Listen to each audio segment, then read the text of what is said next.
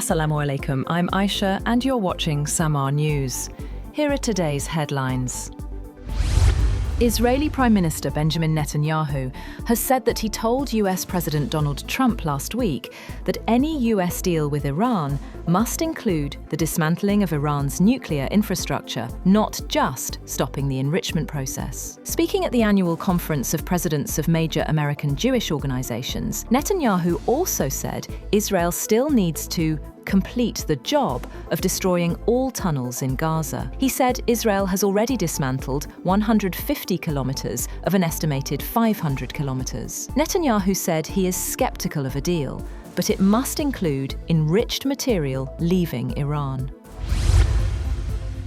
Iran is pursuing a nuclear agreement with the US that delivers economic benefits for both sides, days before a second round of talks between Tehran and Washington. Iranian Foreign Ministry official Hamid Ganbari said that for the sake of an agreement's durability, it is essential that the US also benefits in areas with high and quick economic returns. He said common interests in the oil and gas fields, joint fields, mining investments, and even aircraft purchases are included in the negotiations, arguing that the 2015 nuclear pact with world powers had not secured US economic interests. Israel's cabinet has approved further measures to tighten Israel's control over the occupied West Bank and make it easier for settlers to buy land, a move Palestinians called a de facto annexation. Ministers voted in favour of beginning a process of land registration for the first time since 1967, a week after approving another series of measures in the West Bank that drew international condemnation. Far-right Finance Minister Bezalel Smotrich said they are continuing the revolution of settlement and strengthening their hold across all parts of their land.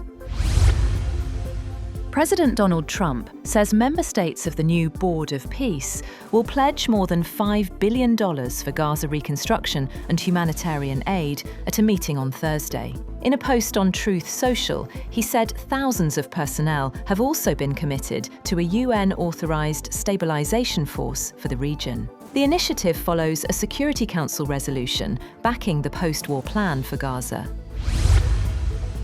The British government is considering bringing forward the target date for spending 3% of economic output on defence, a year after it last increased its planned budget for the military. The BBC said Prime Minister Keir Starmer's aides were now looking at proposals to meet the 3% ambition by 2029. It said no decision had been taken, but the government recognised current plans would not cover rising defence costs. Britain, which has warned of the risks posed by Russia, said in February 2025 that it would increase annual defence spending to 2.5% of GDP by 2027 and target 3% in the next Parliament.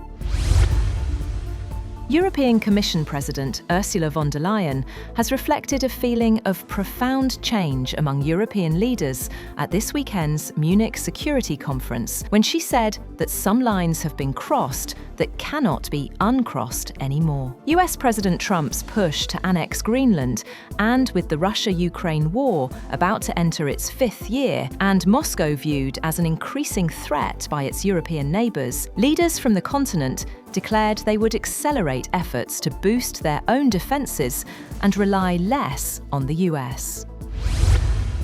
That's all for now. For more updates, visit www.samaa.tv. Thank you for watching Samaa News.